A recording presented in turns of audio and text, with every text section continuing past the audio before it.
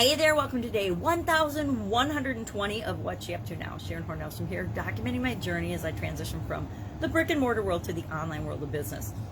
And the trials and tribulations, the ups and downs, the highs, the lows, the what works, the what doesn't work, or what works for me and what hasn't worked for me. And, just sharing some of the lessons that I've learned along this journey. So today I'm thinking about the importance of being prepared. Why?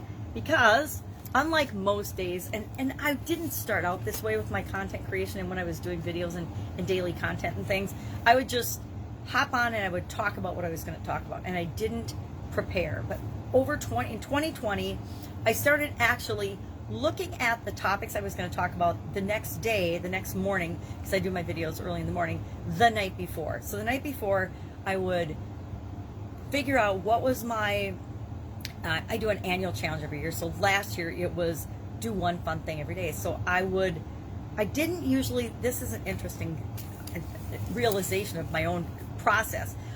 For that particular segment, I didn't prepare. I didn't do anything to prepare, and I still don't. This year I'm doing one thing every day that centers me, and I don't look at this the night ahead. I do it the morning. It's the first video I do every day, and I started doing it 3 plus years ago. This is my 4th annual challenge to warm up my voice so that when I start talking, I don't know about you, but when I get out of bed, ever since I was about 2 or 3 years old, I sound like gravel Gertie. I had tonsillitis and laryngitis and a lot of throat issues when I was a little girl. And so from all the medications and the antibiotics and things, and just from the irritation of my throat, I have had I consider it a gravel Gertie voice. My family used to tease me that I sounded like a pirate. Not very nice, but true. So I learned to just embrace, hey, this is my voice. It is what it is. But for that segment, I didn't prepare, never have. And part of it was because the first one was to do one thing every day that scares you, to stretch your comfort zone. And I didn't want to give myself advance warning on what that was going to be. Then I would share it, and then I would have to go do the homework and then come back and share the results if what I learned from that. And just at the end of the year, I did okay, this is all the things I've learned by doing this challenge every day to do one thing to get me out of my comfort zone, to stretch my comfort zone. And then it was do one thing every day. I can't remember what the next one was. I want to say it wasn't love. Happy. Do one thing every day that makes you happy. And then last year was do one fun thing every day. And this year is do one thing every day that centers you. So this one, my process is I don't prepare. I don't plan for it. I just read it, share it, and do it first thing in the morning, because it's the first thing I do. It kind of wakes my brain up. So I guess that is my preparation, is I have this as a tool to wake my brain and my voice up every day and get going. But I do a segment for my Supersize Your Business group and page that is about an idiom or an expression, and can you use that in your business? What does it mean, where to come from, and how can you use that in your business? Well, today, for some reason last night, I didn't prepare. I've actually, it's interesting because I mapped out the first 100 days of 2021 what I was going to do. Instead of just going through and picking random proverbs or random idioms, I was going to do like 100 proverbs, 100 most popular proverbs. Well, it turns out some of these proverbs I did in the last year or two as I was sharing an idiom a day, because idioms and proverbs are kind of the same thing. Proverbs tend to be idioms. So I ran across today's, and it's all's fair in love and war. And I knew last night that I'd done it before, but instead of looking it up, looking at the video I'd done before, finding out when I had done it before, in the last, I don't know, I think I've done, I don't remember, 600, 700, 800, 900 idioms. And so I knew it was probably in there because it's so familiar. And lo and behold, it was. I just did it December 5th. And so got busy doing stuff yesterday, and I didn't prepare last night. So this morning I'm like, geez, I just feel off. I looked up and I knew what I was going to talk about for the Get Up and Go Challenge. Get Up and Go Challenge, I share the lesson. I'm teaching people how to incorporate the SOAP framework into their subconscious. And so I do it for each of the different areas and aspects of our life. I break it down for 4 days for the 3 main areas and aspects of our life that people tend to have the most challenges and struggles with. And then for the other 4 aspects, I just do it all in one day. I share the SOAP framework. So I did that. I prepared for that yesterday. But for some reason, I totally overlooked preparing for the idiom. And so I cheated this morning and I watched the last video and I'm like, well, geez, I kind of feel the same way. Maybe I'll just share that same video. And I decided against that. And I thought, no, I'll just make another video.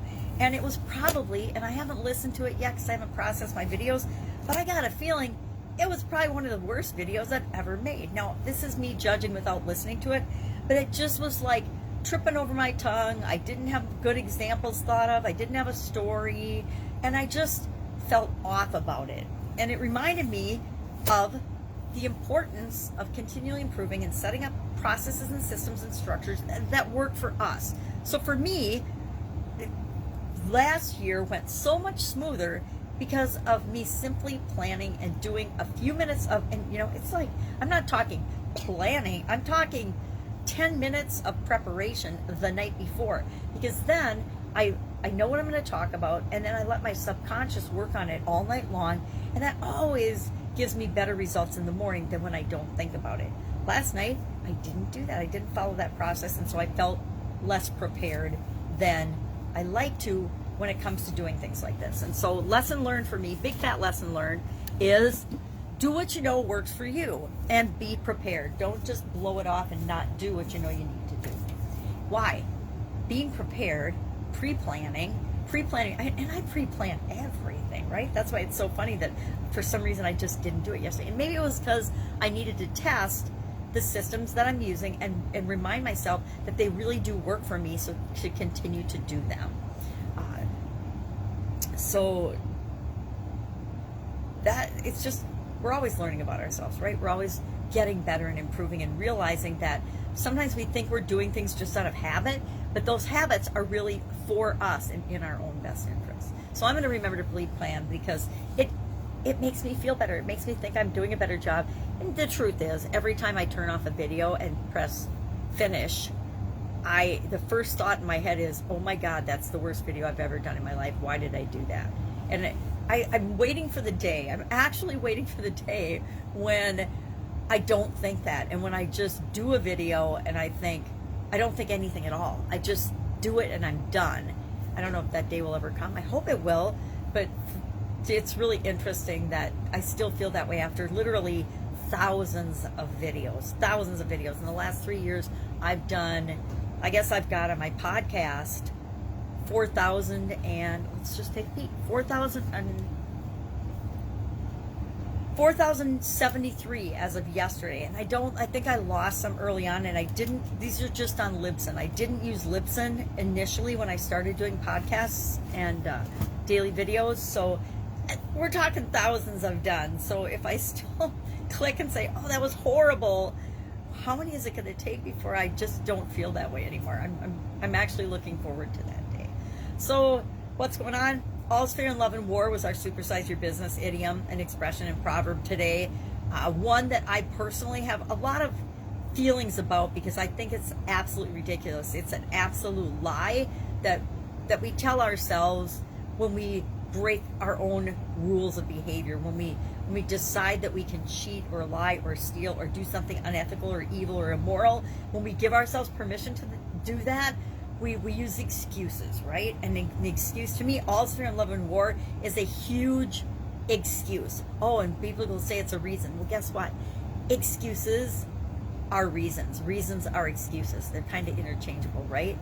When we ask the question why, we think we have a good reason or a good excuse, but if we do something that goes against our core values and who we really are, it still feels off to us and we know it isn't the right thing to do. Will we still do it because we're human?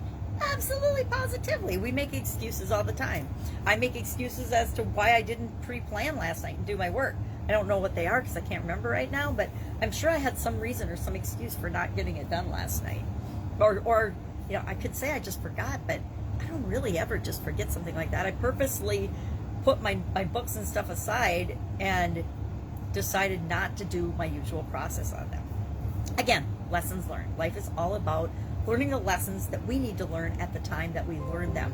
Everything that happens, we like to get all philosophical and stuff and say, and everything happens for a reason, but it actually really does. Everything happens to show us something. We might not want to see, or might not like what we see, but it happens to show us the thing that we need to see at the time we need to see it. As hard a lesson as that is, as hard a reality or shocker or truth as that is, we actually really do. It's like all of the people that come in and out of our lives, they come in and out of our lives for a reason. They come in and out of our lives to show us something. Now, some people might come into our life that cause us a lot of pain and a lot of nonsense, a lot of hurt feelings, but they're here to show us something. There's some reason we need to see those things, and maybe it's just that we need to prove to ourselves and realize once and for all that we are stronger and able to handle whatever life dishes out to us. We've got this. I like to think that my pain over my lifetime has been because of that. I've had chronic pain since my 20s, and probably earlier than that, but I didn't know what it was. And I think that my pain is to show me that no matter what's going on, I am bigger than my pain. I'm bigger than the things that happen to me. I'm bigger than the things that happen around me.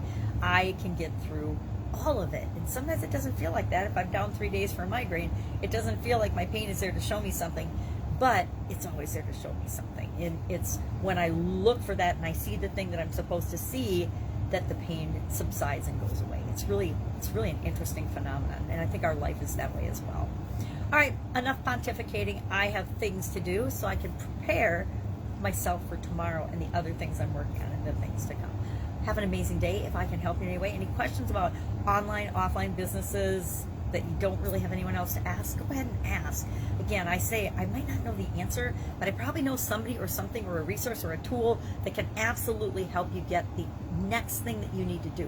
One of the most frustrating things about my life has been believing that I didn't know what to do next, or that I didn't know what to do. And the truth is, we always know what to do. We just don't necessarily believe in ourselves that we know the next thing to do.